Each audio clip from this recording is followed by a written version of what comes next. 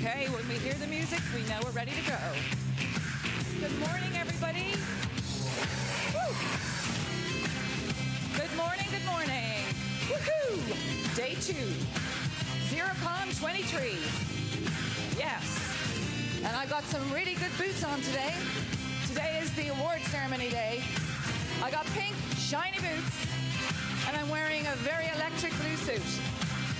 So firstly, I want to say thank you to everybody who is in the room this morning. And if everybody was wondering where the dancing was at 8:40, it's at midday. I'm sorry. Okay, so we are going to start day 2. I'm going to ask these wonderful, lovely people to take their seat. You're taking my space. I'm going to photobomb you. Okay, let the music stop.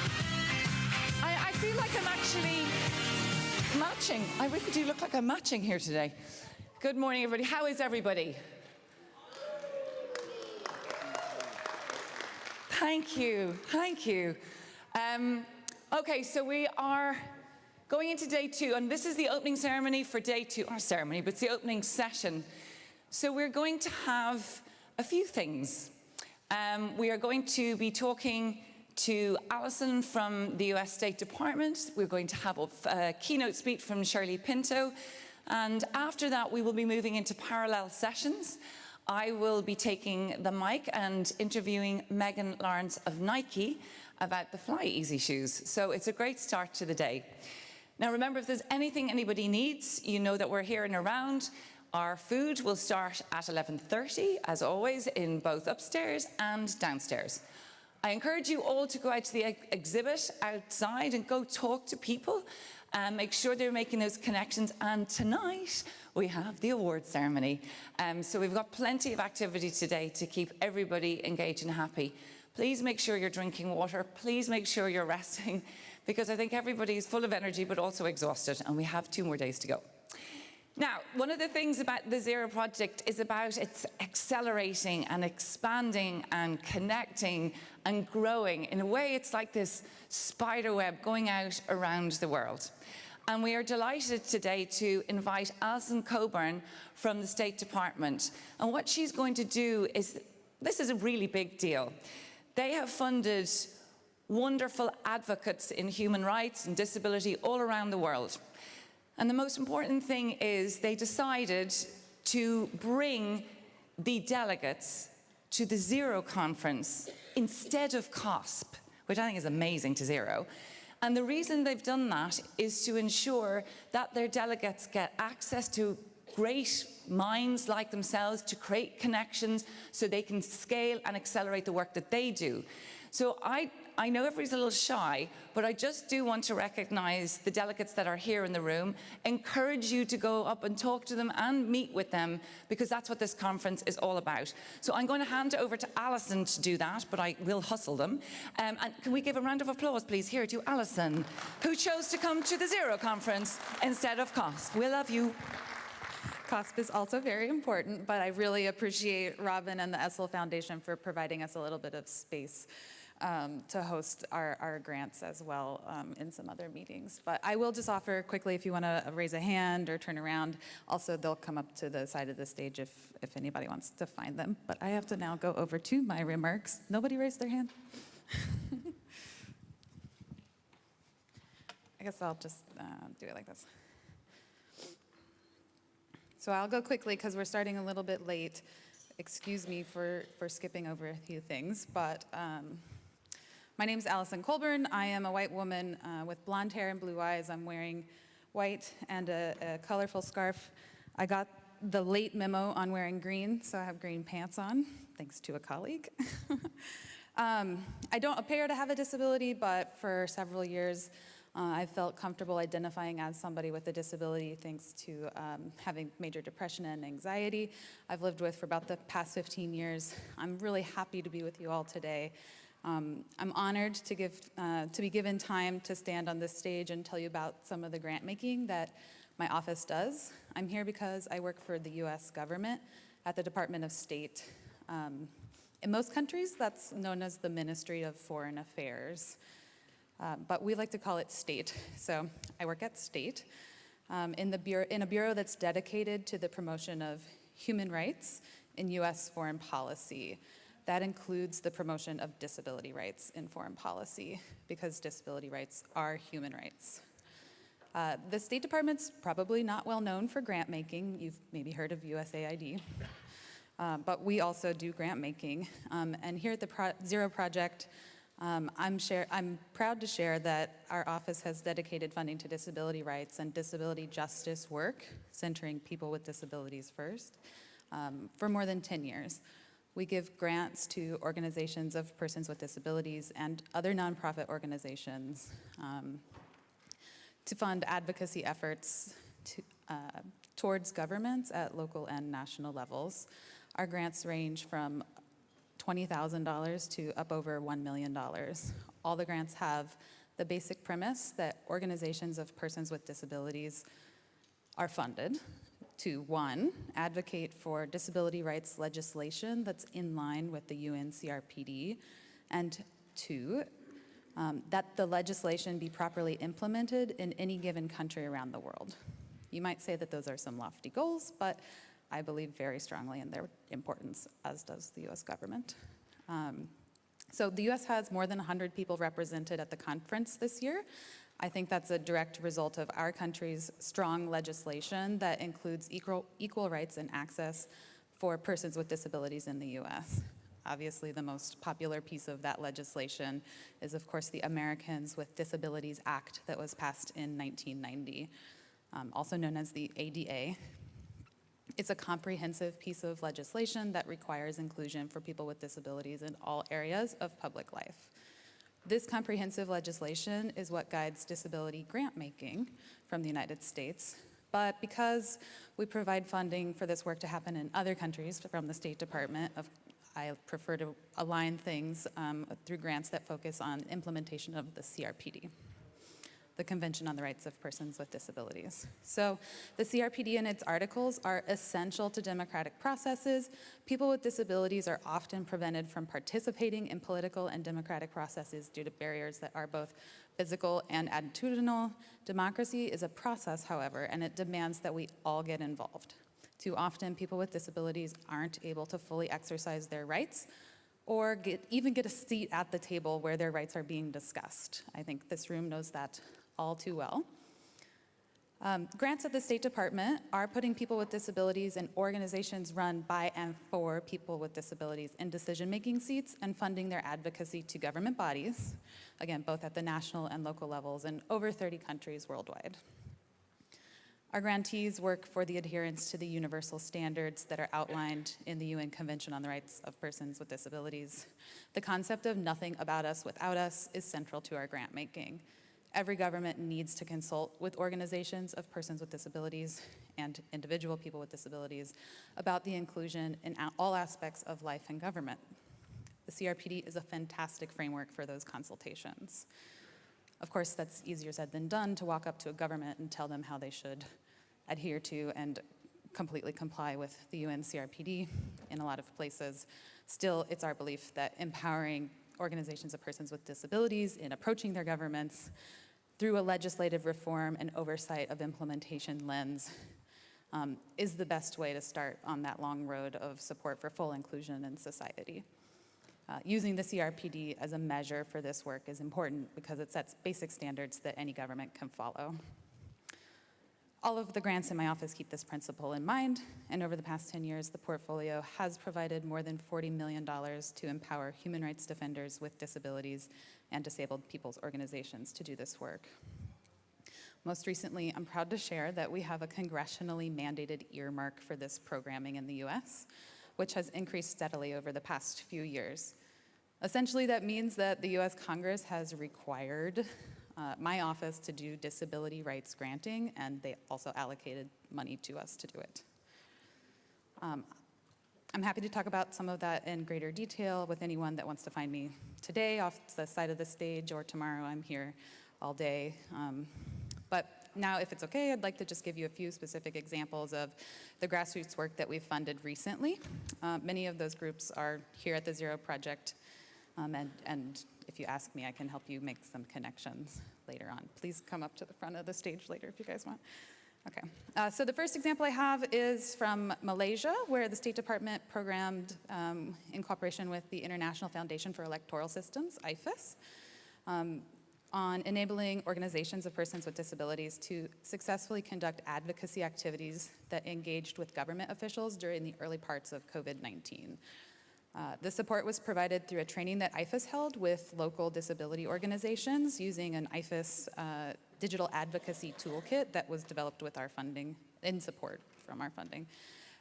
The toolkit was used by partners in Malaysia to better understand government engagement strategies that are based on legal rights of persons with disabilities in the country. The advocacy from these organizations right at the beginning of the pandemic resulted in the government of Malaysia providing communications on COVID-19 in Malaysian Sign Language, providing approximately 1.15 million US dollars worth of food deliveries to older persons with disabilities. And it also happened to help in the development of an inclusive unemployment policy to support lower income Malaysians through the pandemic recession. IFES is also here this year for an award, though it's not through our funding. Still, I'm proud to share that in addition to the work they're honored for this week, DRL has given IFES funding for their work in Ukraine. They happened to submit their proposal 1 year ago today, exactly 1 day before the Russian invasion of Ukraine. The original design of the program, of course, had to pivot in response to the war, and I'm proud that our grant making was able to be flexible and allow the local partners Fight for Right, who are here this week, and the National Assembly of Persons with Disabilities to support evacuations of persons with disabilities in the earliest days of the war. Now, as Europe is looking toward the ascension of Ukraine to the EU and towards recovery efforts, I'm proud that this grant is in existence for supporting Ukrainian advocates with disabilities to press for disability and inclusion in all of these discussions across Europe. Most specifically, I hope that they are successful in sending a delegation to the UK this summer for the Ukraine Recovery Conference. We're also joined by the president of Fundación Saraki. Based in Paraguay, Fundación Saraki is working in Paraguay and 10 other countries in Latin America to promote labor rights for persons with disabilities under Article 27 of the UNCRPD. They've awarded 13 small grants and provided technical support to networks of organizations in many South American countries, all of which are designed to implement advocacy actions to central and local governments in favor of socioeconomic inclusion of persons with disabilities. Under the grant, Saraki has 2 major successes that are worth spending a little time on. I know I have 4 minutes left. I would say the biggest success in there is their inclusion dashboard. The idea started as a way to both track and hold accountable governments, hold accountable country governments' compliance with the various disability laws and conventions. Until this dashboard's existence, governments would submit a huge file to the Organization of American States, reporting where they stood with various compliance to disability laws. And these could be 500 pages, and that's cumbersome and difficult to read and find usable data and other information on disability rights progress. So it can take several years before any of this data is published publicly, consistently showing up around 7 to 10 years behind submission times to be made available to the public. So the inclusion dashboard from Saraki is making it possible for governments to be held accountable to whether they're filling their obligations in accessibility and inclusion. It makes it possible for civil society to have the data to demand that a government does better. I invite you guys to talk to Raul about this much, much more extensively. I think the same dashboard could be used to track other global treaties and human rights conventions, improving accessibility, inclusion, justice, and equity for all people, but especially those who are marginalized. The program really demonstrates how fighting for inclusion and the rights of vulnerable populations actually makes the world better for everyone. There's a lot more under that project, but I have limited time. DRL is also excited to partner with Disability Rights Fund on a new project marked by a $1 million investment to increase the resources and technical capacity of women with disabilities in West Africa. Our partnership will help women with disabilities in Nigeria, Ghana, Togo, and Senegal to seek equal treatment under the law, effectively demand their rights, and reduce stigma and harmful practices. The project adopts a participatory grant-making approach and is an intersectional movement-building approach. Disability Rights Fund provides organizations of persons with disabilities with grants, technical assistance, and advocacy support for two things: to address gender and disability inequalities in national and local laws and policies toward effectively promoting the rights of all women with disabilities, and two, to support women with disabilities to play a stronger role in the disability rights movement and in the women's rights movements in order to ensure their priorities are part of the advocacy agendas for both movements. That's a few quick examples, maybe not so quick, from 4 different continents, and we have similar advocacy and government partnerships going on in many other countries, to name Georgia as well.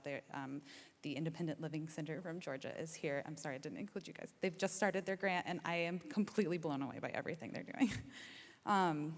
My office recognizes that the capacity of organizations run by and for people with disabilities to advocate towards government exists everywhere, because people with disabilities have the lived experience and are the true experts in what they need. It is essential that organizations led by and for persons with disabilities are funded to do this type of engagement with governments, whether they're democratic governments or not. I'm skipping forward just a tiny little bit. The National Democratic Institute is also here, and we have partnered with them to provide small grant funding to organizations in over 30 different countries. I invite you to come and speak with them as well. All of our larger projects with international nonprofit organizations adopt a localized approach and partner with in-country disability organizations to ensure the work is locally relevant and led. There are a dozen more grants that I didn't mention, but I hope you get the essence of the approach of the State Department to disability justice funding.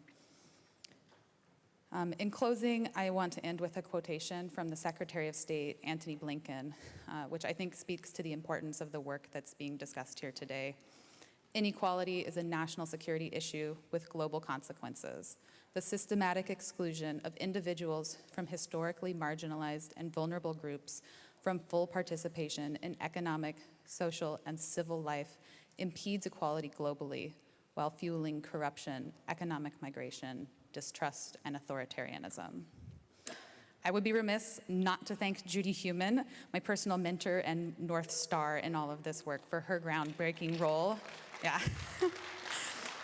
I started my work at State almost 10 years ago working as Judy's personal assistant, and I came to Zero Project all the way back in 2016 with her when she spoke as the world's first ever special advisor on international disability rights, an employment position that continues to exist at the State Department and is currently filled by Sarah Mankara.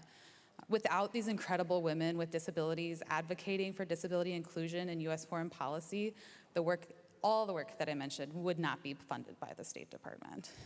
I look forward to meeting all of you, many of you, and answering any extra questions you have. Thank you.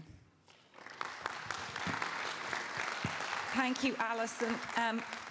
Firstly, you can add yourself to the great women leaders. No, and thank you so much. That was a hard one to try to get everything in, and I know you have so many grantees, and you can't kind of pick them all, but and to talk to them. But thank you for bringing them here. And where are they? Now, you asked for their hands to go up, but where are you? Come on, The Independent Living Center of Georgia, Fundación Come on, where Serapi. are you? Because we want to see Disability you. Rights Fund is here and in the back. Here we are. National Democratic Institute. Here we are. Europe Disability Forum. Like, you're And, leaders, and I see I know Yulia you're from shy, Ukraine. but come on. Make sure that you go around and meet people and take this as your moment, because this work that we do is hard. So can we just say a huge congratulations to you all, and make sure you come and meet us. And Alison, you're around for a few days, aren't you? Yes, and I want to meet as many people as possible. So we're over in a conference room here if you don't see me on the main stages somewhere. Oh, thank you so much. And thank you for doing that on time. That was a speedy one. So thank you. Huge round of applause for Alison. That was a hard go the first thing in the morning.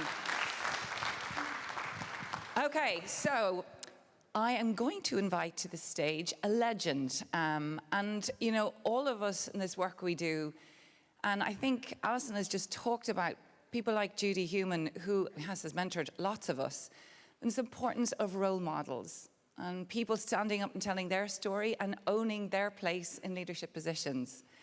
So I'm delighted to ask to the podium Shirley Pinto from Israel.